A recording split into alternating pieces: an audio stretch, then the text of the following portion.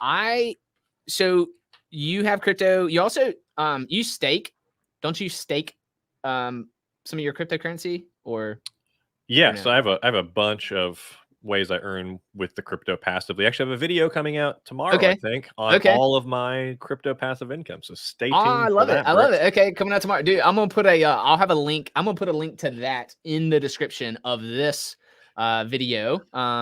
And because I find that really interesting. That's awesome. That would be a question I would ask you because I'm like, what the heck is staking? And like, I looked it up and I was trying to figure it out. And like, if you were to give some layman's explanation of like, okay, cool, you're staking your crypto. Like, what? So yeah, staking. I do a few coins that I stake, but Okay. staking is an actual function of some coins.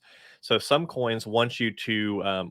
It's staking is kind of analogous to a bank account, like a CD Okay. account where you lock it up for a period of time to earn an extra interest rate or something like that. And you can't access that money.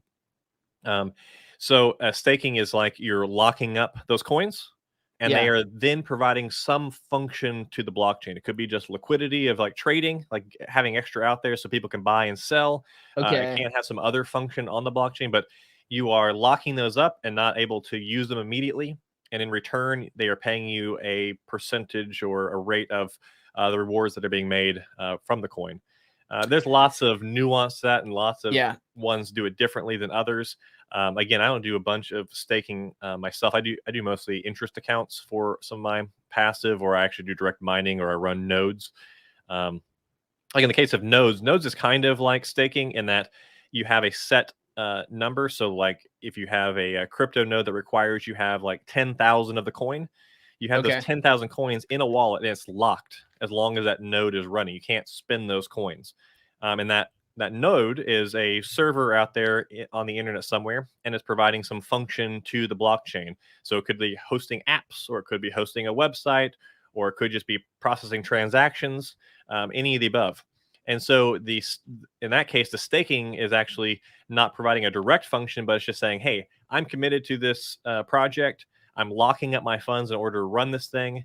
That helps, taking money off the table helps the entire economics of the project.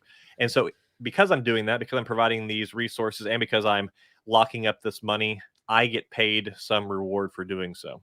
So there's different versions of it, but essentially it's taking your money off the table, and then they're compensating you for doing everyone a big favor.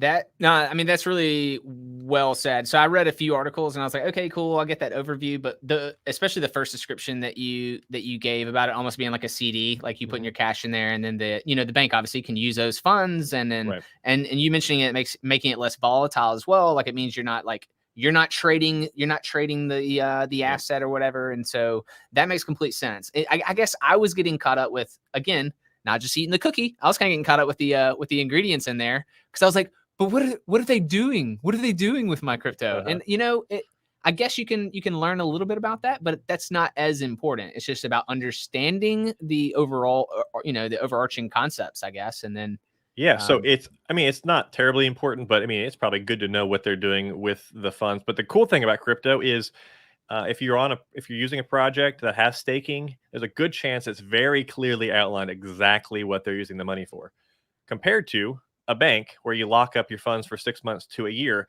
and they can be loaning out as mortgages. They can be picking risky investments for some emerging sector or something. You have no transparency into what they are doing with your money when you lock it up like that or put it in your savings account.